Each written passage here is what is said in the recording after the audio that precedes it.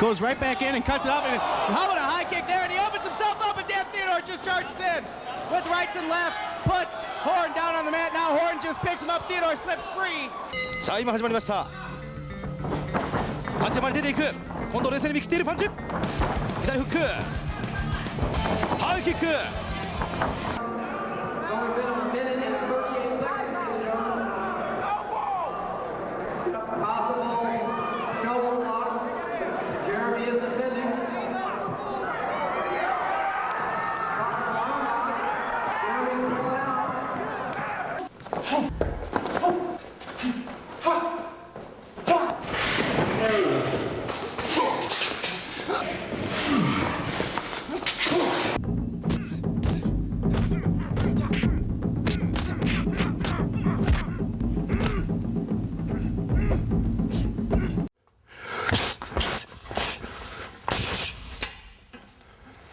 Hello, I'm Dan the Wolfman Theodore.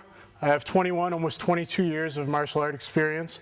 Past 11 years I've been traveling around the world to train with the top mixed martial arts fighters and grappling instructors that I could find. That includes 2 years training with Dan Severn, 6 months with the Brazilian top team Marcelo Grosso, 4 months with Tito Ortiz and a little bit with Rampage, 4 months helping Tate Gabbett make his comeback. I spent 14 months at MFS in Iowa, about a year training with Saulo Ribeiro, and about a year training with Eddie Bravo. So those are just the main guys, but I've trained a lot around the world. I've fought in MMA. I've got 3 wins by first round submission. I'm also known for putting up tough fights but losses to top fighters Jeremy Horn and Yuki Kondo. I've also fought total times in Japan 3 times. First time against Yuki Kondo in the main event, second time in the Daido Juko Kudo World Championships, and the third time I tried out for did Pride tryouts against tough fighter Tony Galindo, and then went to Japan, and I had an impromptu fight for Mr. Takada, said put on some gloves, and we went for 1 hour in Takada Dojo, and then I had the right to train at Takada Dojo and also TK's G-Square. This is my friend George Mang, up-and-coming fighter. He's going to help me out today by being my partner. So this is Combat Jiu-Jitsu, grappling, MMA, kickboxing, Muay Thai, Kyokushin Karate, Judo. These are all great combat sports. Get your techniques from them and you're able to practice them live, and that's very important. But you have to have the mindset and ability to apply it to self-defense situations, and that's where Combat Jiu-Jitsu comes in. And that's what you'll be learning with these videos. So it's most important to be aware of your surroundings in a self-defense situation and do what I call threat assessment. Be aware of the environment, because you need to fight differently if it's uneven ground, if there's bottles around, if there's pool cues, if there's cars, you can use that to take someone down, ram them into. The weapons might be involved. Be aware if there's multiple opponents or someone sneaking up behind you. So that's really the #1 thing, is being aware of your surroundings. To help you bridge this gap on how to use your MMA skills for the street and self-defense, I've also got 12 years of bouncing experience and survived some pretty hasty situations, a 10-on-1 fight, a 2-on-1 stick fight, so I do have some real-world experience that hopefully can help get you to understand these techniques, and hopefully you'll enjoy the show. Thank you. This is initial contact. You're confronted with a threat. You got a big intimidating looking guy here like Mr. Mang. He's in your face. I call it the smack talk phase. Initial contact, you're right here. Don't just deal with the guy, hey, what's your problem? You're standing square footed like most people do, and whoever hits first does a jack attack, sucker punch, wins the conflict. Almost all fights that I've witnessed. So you don't want to stand square like this. Even if he gives me a hard shove, I'm back on my butt. He's going to send me. So what I like to do is bring your hands up in what I call the prepared or non-confrontational stance. Drop one of your feet back. Not like you're fighting. You're not engaged. You don't want to make a fight happen. We're talking self-defense here. You want to try and get out of a situation. Maybe you have loved ones to defend against, and you got to be legally justified as well, which this helps with. I put my hands up. I drop a foot back. This doesn't signal to him I'm in my kickboxing or MMA stance, but it signals to him, hey man, I don't want a problem. Meanwhile, my hands aren't down, and so if he throws a right cross, it's hard for me to defend myself if my hands are down, but if we're here and he throws a right cross, I can tonsile here, or I can cover, and I'm able to defend myself because it's already here. Or my hands are right here to go to an eye gouge or a throat strike or an elbow. Even if he tries to headbutt me, I've created distance and my hands are up. If I'm standing right here, he can headbutt me right away, break my nose. Okay, so we're creating distance, which gives you time to react. Your hands are up. It doesn't signal him to fight. You de-escalate him. Hey man, I don't want any problems, whatever. And if he initiates contact, if he starts to throw, or if you can tell he's about to, and it's a gang surrounding you, you can initiate and go first. So this is a non-confrontational stance. I've used it plenty of times to de-escalate situations. It will really work well for you instead of, if you've studied martial arts before, you just don't know what to do, I've seen in this situation. Drop a leg back, get some distance, get your hands up, and be ready to defend yourself. What's up, man? You got a problem? Nay, I don't want any problems, man. I don't want any problems. So if someone confronts you, you want to be able to defend it and have witnesses say you were just trying to defend it, and then finish the guy off as need be. Right. So that's how you want to deal with de-escalating a situation and having a prepared stance ready to deal with a threat. This is when you're dealing with a threat. Sometimes you actually want to initiate contact, get off first, and take them out. We're going to do a get off first throat strike. Now legally, you are probably committing assault and battery at this case. This is for real self-defense. If you or your loved ones are in fear of their lives, you're dealing with multiple opponents. This guy's in your face. He's the leader of the pack maybe. You're surrounded by 5 guys, and you just want to take one out and start running and deal with the other ones. Okay, so this is the web of hand throat strike, how to initiate contact. If this guy were in here talking, you're just gonna jack him with the web of the hand, right here, right into his throat. This could potentially really damage him, so please keep in mind that this is for real self-defense purposes. And all you do is, just like you're throwing a right cross maybe, go right into his throat, go right into his Adam's apple, and have your other hand up to protect yourself. So hey man, I don't want any problems, jack here, and you're in hitting other guys, and then running usually. Or a straight blast to make a pathway if you have to break through a big crowd, and we'll go into that later. Okay, so this is the web of hand throat strike. This is how you initiate it from your prepared stance. If this guy's giving me some flack, boom, just go. Okay, so there's the web of hand throat strike, how to initiate contact. Here we're going to cover the initial contact, getting off first, the straight blast, or the chain punch. Okay, this is best if you're familiar with Wing Chun or JKD type techniques. I like it especially for the beginning of a confrontation, if you want to get off first, unlike the leader or the main bad guy that's confronting you. It's 4 elliptical punches, then an elbow, and then follow up the headbutt or knee or whatever you're going to do. Okay, so it's really fast. It's 1, 2, 3, 4, moving in with forward pressure, and then an elbow. Here's what it looks like. Okay, meanwhile, you see how I'm closing the gap? That's the forward pressure you want to actually blast him backwards, get him backpedaling, and move him out of there. You fire like a machine gun. Instead of like one big like 12 gauge blast, this is like a full auto 9mm, if you will. It's very fast. One fires in, up, and a little flick with the bottom 3 knuckles. Some guys like to do this down, but they're too high with their center. I like to just fire straight. It drops like an automatic. Fire another bullet, drops. Okay, and we're going to move forward when we do it. So 1, 2, 3, 4. Grab the head, elbow if you can, and follow up with whatever techniques you're going to do. So if the guy's in my face, here's what it looks like. Okay, and then follow up. Get rid of the pad. What it would be is here we're talking, he's a threat, I'm going to go first. Blast, right to his chin, you're going to aim to the chin and throat area. If it's a much bigger person, we're talking real self-defense here. If it's a woman attacked by a 300-pound guy, you're going to aim to the throat. Okay, but you want to be legally justified. Here, 2, 3, 4, elbow, then follow up wherever you're going to go. I like the knee of the groin, their elbow. Okay, so here's a straight blast or a chain punch. So there's a straight blast, and then you move on to your next opponent, or keep going out of that, clearing the way that you just did with the straight blast. All right, this technique is getting off first with what I call a boxing blast. It's just crosses alternating with your feet, making the opponent go backwards, same as the straight blast, even more powerful because you're rotating your shoulders with each cross. So it's 4 or more crosses put together with hard charging forward pressure footwork. You've seen this. Best example is Vitor Belfort taking out Vanderlei Silva. I also used it in the beginning of the second round of my fight against Jeremy Horn when he threw a mid-level kick. I didn't connect that solidly, but I backed him up literally from one side of the ring all the way to the other. So it's very good for creating distance and creating a pathway if you have multiple opponents. Here's the boxing blast.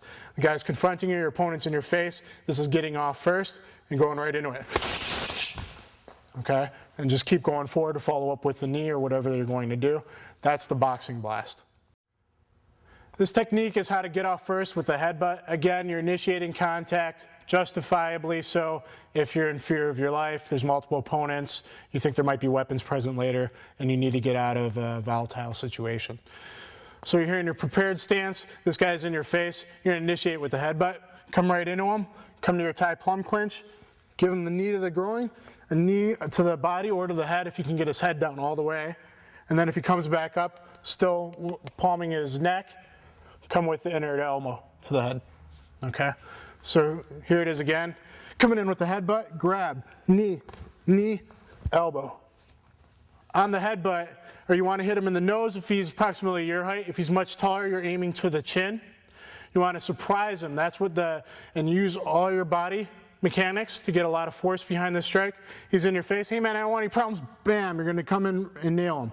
Right away, your hands are also protecting yourself. If he's throwing any kind of hooks, you're checking his shoulders, you're in there, and you're coming to the tie plum clinch, pulling him down into the knee strike, taking your hop step, kneeing up high, and then if he comes back up, if he goes down, you shove him down to the ground or snap him down or guillotine him. If he comes back up, you're going to palm here and follow with a quick elbow. So very quickly, it's 1, 2, 3, 4. 4 quick strikes to take out that first big attacker, initiating with the headbutt. This technique I call corkscrewing your 1-2. Your 1-2 is your traditional jab cross. Before the initial contact in a fight, I've come up with a theory of corkscrewing the punch to help defend yourself, to simultaneously block and punch, if you will, like Bruce Lee recommended Jeet Kune Do, the way of the intercepting fist. Instead of blocking and punching simultaneously this way, actually my punch is my block. So that's what I'm going to show you with corkscrew with your 1-2. Your traditional 1-2 is here, which covers your chins good and is efficient for boxing, because if you corkscrewed all your punches, you would get tired with your neck and your shoulders. But for the initial contact, getting off first, when someone's in your face, you don't know which angle they're going to throw from. They might throw wild here, they might throw a wild haymaker here. You don't know their exact angle. They're not a trained fighter. You're going to corkscrew your punch to simultaneously defend and attack.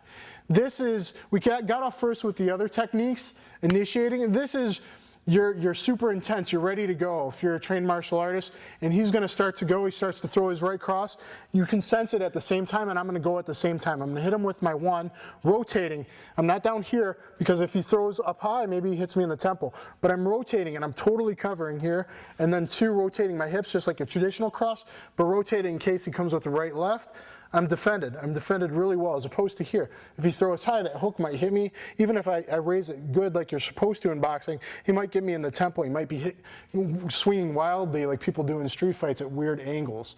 So this is corkscrew 1-2. He starts to throw. I'm in my prepared stance. I corkscrew here. See, I'm defended. He throws the other one. Bam, I turn my hips, and I come through with a quick 1-2. And now we're engaged. Now you want to do your Muay Thai, your MMA, your kickboxing. If you're still in the fight, that's okay. Or if you want to follow up, that's okay as well. If we're in here, he starts to throw, 1, 2, I go right into my techniques, and I trip him down to the ground. You can follow up however you like, but this technique is how to rotate or corkscrew it to defend yourself. So this is corkscrewing your 1-2 or your jab cross. Here towards camera, if you were my first person perspective, if you were my attacker, instead of just coming in here, and maybe you're swinging wildly like a caveman this way, I'm defending myself. Hey man, I don't want any problems. He starts to throw, bam, bam. You're in and you're defended really well. See this, how it protects my chin? Okay, so that's corkscrewing your 1-2. Here's the head and elbow spear initiating contact. If the guy throws a right cross, right hook, wild haymaker, that's the most common attack on the street. So you want to drill and drill and drill different defenses to this type of attack.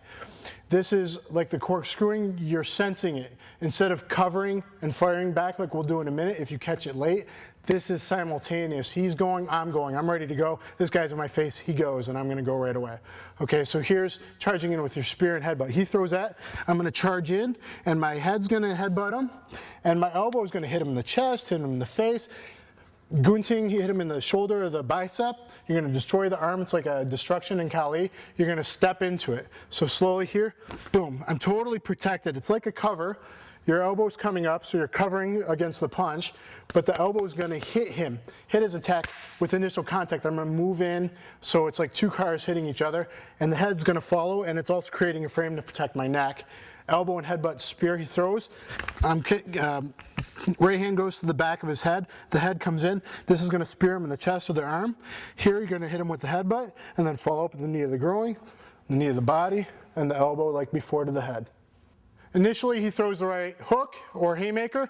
Here's your cover. You want to act like you're combing your hair, bring your elbow up like an uppercut elbow, and have it tight. Some people cover here, and then if they hit hard, your own arm bangs into your face. You got to cover very tight, and then it blocks almost anything, whether it's a right haymaker or right high kick. This is the perfect block to then counter no matter what you're doing. Okay, it works 100% of the time. Cover technique, and follow up with your elbow, knees, and guillotine choke and whatnot. This is initial contact, defending the groin kick. You're squared off against your attacker, you're in a prepared stance. Usually he comes with the haymaker, but in this instance, he tries to kick your groin. So he comes to my groin, I defend, and front kick him backwards. Okay? All you do to defend the groin kick, if it's coming here, you just lift your knee on the center line, lift the knee and your shin will protect whatever is coming, and then do a front kick or teep kick in his chest to knock him backwards. You're going to defend the kick coming at you going first. If he wants to play a kicking game, kick him right back. Alternatively, if I can use you again, George, if you want to front kick him back, that's good. Alternatively, you can block here, and then round kick here, and finish up with whatever techniques if you want a round kick to the leg. And then you would just chop down with a Muay Thai style or Kyokushin style leg kick to the leg. So either one, whatever you want to follow up with. The important thing is just practicing this defense right away of this little knee bump, this knee check. If he comes in with the kick, and then follow up. So that's how to defend the groin kick. This is defending as if there was a top of the triangle between my feet. I push his head through and rotate him farther. Push him through. Here's my position. And finish with the armbar to break the elbow. Here's defending the mid-level clinch with an armbar more full speed. He comes in, pass that arm through, go right to the armbar, and break his elbow. Here's one of the coolest ways I think you can defend the round kick or initial contact if you see the guy loading up on his leg and he goes to throw it. What you're going to do is you're going to charge into the attack and step off at an angle. If he throws the kick, you lift your arm and step into it to catch it. That helps defend it in case it's a mid-level kick or a high-level kick, you're blocking your head. You're going to come here with the hand to the neck to defend from the other hand's punch and just have good control of his body. And then you're going to shuffle step in and do like a judo sweep on his leg and trip his foot here and take him down to the ground. Slow speed, it's kind of awkward. Full speed, he hits with quite a dump on the rump. Okay? You're going to lift the arm and catch the leg as you step in at an angle. He throws the kick, I step in, hook the leg, come to neck control, and then I'm going to shuffle step in and sweep the leg. A little bit more fuller speed. And finish him off. That's how you defend the round kick. Here's some pointers for defending the round kick. You're going to step off at a 45-degree angle and lift your arm up. In case it comes to a high kick and it's fast, you have to defend yourself. So you go straight up here. In case it comes, it's going to hit your arm instead of your neck or your chin and knock you out, and you wrap the leg here. As I do that, I step, wrap, and this hand comes in to grab the neck, get control, and keeping that shoulder high and that arm high helps protect in case he manages to hop and get a punch off with his rear arm. And then I step for the throw. Okay, I'm my partner George, kick high. I come in here, grab there, defend, step to the side, take him down. Here's a second way of defending the round kick that I like, especially for like MMA or Shuto or something of that effect. You step in the same way as before. He throws the kick, I step in, get my neck control, and overhook the leg. Then I go to an inner trip like an Ouchigari in Judo. Trip the leg, push the shoulder. For street self-defense, you're going to punch the groin once, slip the knee in to the shin here, and do a spin around knee bar. here. You can trap it in your, for real good break on the street, trap it in the armpit, and you got his knee trapped in between your legs, and you can arch forward to break the knee. So it's a round kick catch to a knee bar on the ground. Show it one more time here. He steps in with the round kick, I step in, get my neck control. I got the leg trapped, step in for an inner trip, hop, ouchi-gari here. Groin punch, knee goes through, knee bar right here. Crack it there on the street, just break it. Knees tight, arch your hips. Defending the round kick into a knee bar. Here's defending the round kick. Again, you lift the arm up to defend in case it comes to the head. Step forward with your right leg at a 45-degree angle. That charges in, gets your distance closed, and takes away from the power of the kick, and gets you close enough to your opponent. Come to the head and neck control. And then you're going to take a little hop and step in with the ouchi type throw on the support leg. Get your base, number one important, so you don't get dragged down to the ground. Hit the groin, bring that knee through, and spin around for the knee bar. You can trap it in the armpit, or take it in both arms and finish it there. So that's how to defend the leg kick, the round kick, and go into a knee bar.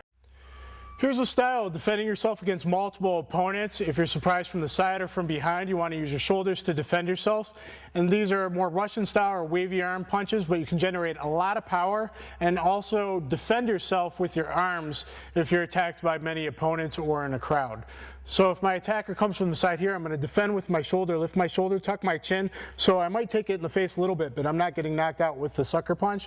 And then I go right into my strike. So if he throws here, he's trapped. I go to my back fist, my arm punch here, and come back to the bag or their opponents. You can go quickly from one opponent to the next, and my arms are defending myself as I go. If I show between the bags, just to demonstrate, if he's behind me, I take out the first guy and then I go behind, come this way. You can blast the guy and come back.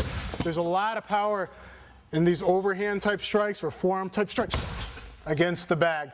As my arms move and shoulders are coming up, they're here. See how my head's always covered? I'm moving here.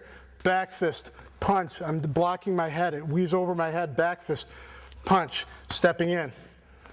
The arms are waving around my head. If I got all kinds of guys swarming around me, I'm taking them out. I'm baring my head. Maybe I'm not even seeing that much. I'm getting hit from all angles. But I'm defending my chin. I'm not getting knocked out. Defending. Weaving the arms, going into other techniques, and then going to the next opponent. If I'm just here and I defend the guy, it's very strong. Rotating your hips, whipping your arms in full power.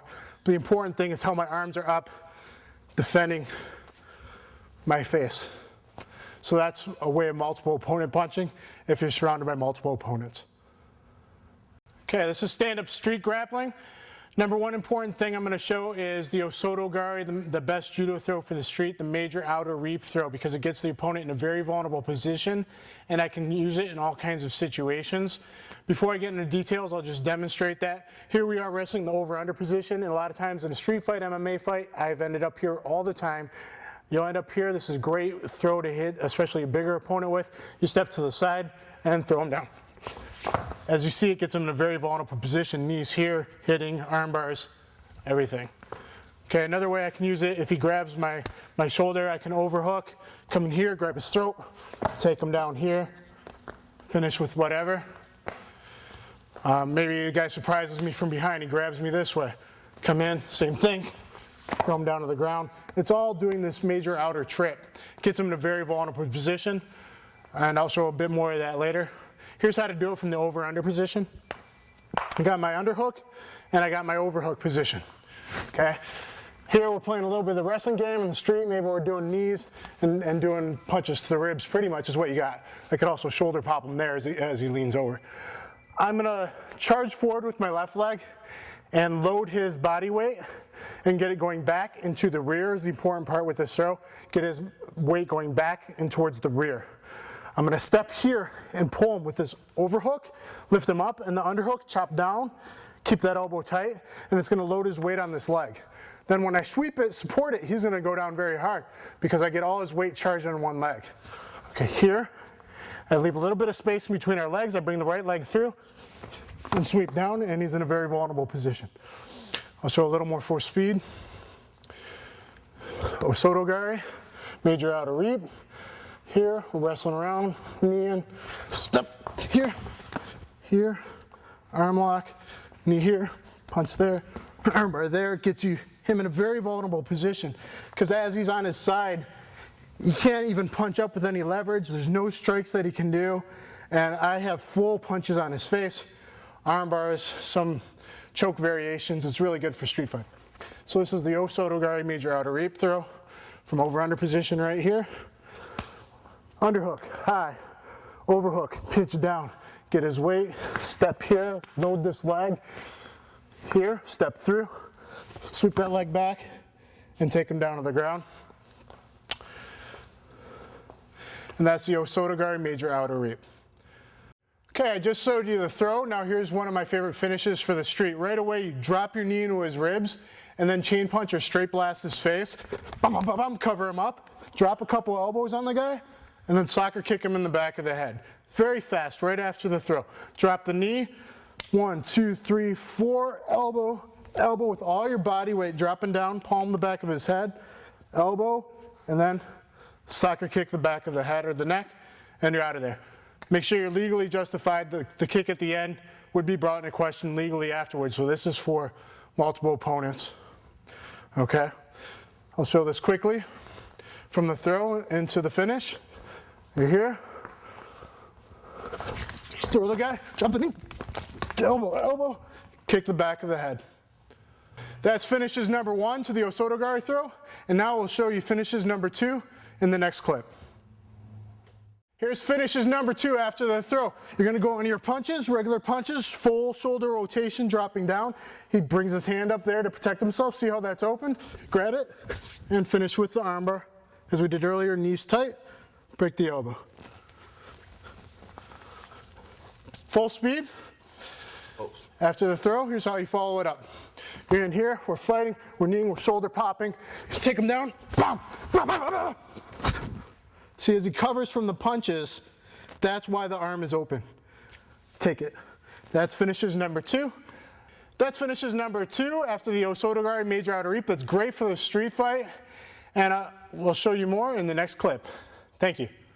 Here's a Brazilian Jiu-Jitsu style takedown into the mount technique. This is great when a guy comes with a punch flurry. I'm just going to show you right now how to go in on your attacker. You dive in. I like to hit that hand, dive in, and hide my head by my arm, and the other one's up to defend myself. It's really hard for him to time this uppercut. Usually I'll be too close in, and any kind of hook's not going to hurt. It's going to hit the back of my head. So I dive in, boom. I'm in right now. This knee is ready to bump or trip or leg trip, as we're going to do. The hands are around on the waist. You grab your hands together, however you like, gable grips or whatever, gable grip right there. I like this grip here. Pull his hips in. It's important not to be on his back. You're going to pull the hips in and drive with your shoulder. That gets him leaning back. He loses all his power. And then you're going to take a little hop step and trip that leg. Put the knee to the ground, step the other one over in a mount. Once we're from the mount technique, right away after the BJJ leg trip, you go straight into your punches. I like 4 punches, full shoulder rotation. Drop the hand on the mat so you have full power. Drop in your body weight, 3 elbows, stand up, and if justifiably so, give him a kick if there's multiple opponents or you're a woman defending yourself against a man. Otherwise, you might want to let the kick go, but the option is always there. So right away from the mount, 4 punches, 3 elbows with the option of a stomp or a soccer kick at the end. Here's the BJJ leg trip again. You're going to come in, hit this wrist, bury your arm in. That defends your chin on this side. The other arm's up to defend from the punch. And you're coming in fast, so any strike's going to be hitting the back of the head anyway. Coming in, the leg's deep. You're already behind your opponent. Wrestling-wise, you're already in on the shot or the takedown. Hands go behind the hips, not up high, but below the belt line. Hands together, however you like, whatever grip you like.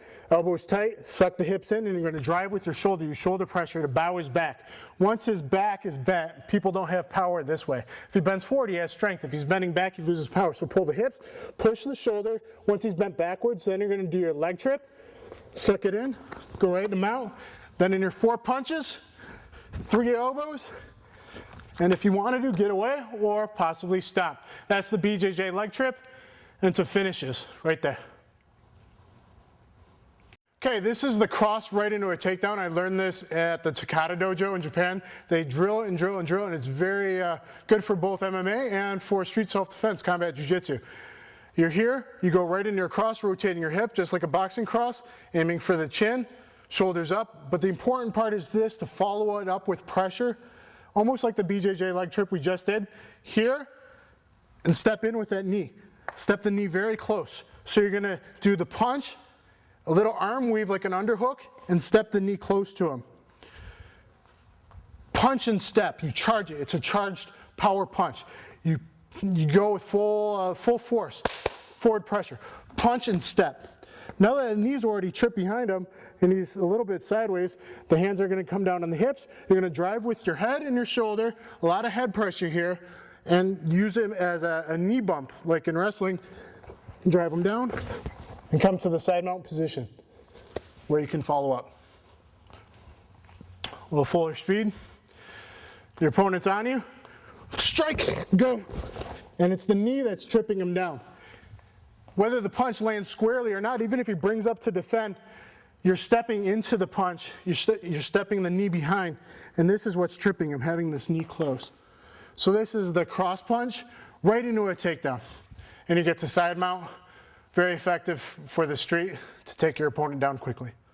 Here's a little bit of a duck under to head and arm control. Very good for the street to control your opponent. We're in a collar tie here as in wrestling. I'm gonna do a duck under. Don't let him drop this elbow so I can get under. I'm gonna duck under, keep my head tight, come up to him there. I'm in almost standing arm triangle position or head and arm control. I'm gonna control him here. Now for the street, if we're near a wall, I like to shove the guy to a wall and get off on the side. If my hips are off on the side, he can't really strike me very effectively. He can punch me a little bit in the stomach, my head's hidden. I'm pretty well defended here, but I can do things like do side knees to his groin, and he's not having a very good day. And meanwhile, I can talk to him, de-escalate the situation. So I'm here in the standing arm control, and I can strike from there. Okay, I used this technique while I was bouncing. I had an older drunk gentleman trying to get in the bar. It wasn't where I could justify striking with him, but he started wrestling around with me. So what I did is I wrestled him out of the door because I was right at the door frame. Once I got him outside to approximately here position, I did a duck under, got to my head and arm control, shoved him against the wall, and waited. I'm completely safe. He can't really strike me. I can do these great side knees to his groin. If he decides to punch me, I can talk to him, control him. Hey man, stop what you're doing. If he doesn't, I knee him in the groin. I go deeper, and I start to choke him out. I can keep him pinned against the wall till other bouncers, friends, police come to arrive. So this is the head and arm control position. So if someone's wrestling around with you on the street, you little duck under, head and arm control position, shove him against the wall, control him. Hey man, relax, I don't want to fight. If he's dumb enough to hit you, I'll go to town on his groin, start to choke him out with a standing arm triangle, or follow up from there. So the head and arm control is a great position, and that's how you can use it on the street. So that was how to get a head and arm control standing, and in these next few clips, I'm gonna show you different ways of finishing your opponent or taking them down from there. We just showed you how to get a head and arm control standing. Now we're gonna show you different finishes. This is our first finish, taking it down to the ground in our arm triangle choke to choke the guy out. So let's say we're wrestling around, we got a collar and arm tie. We're gonna do our duck under. You're gonna see underneath the elbow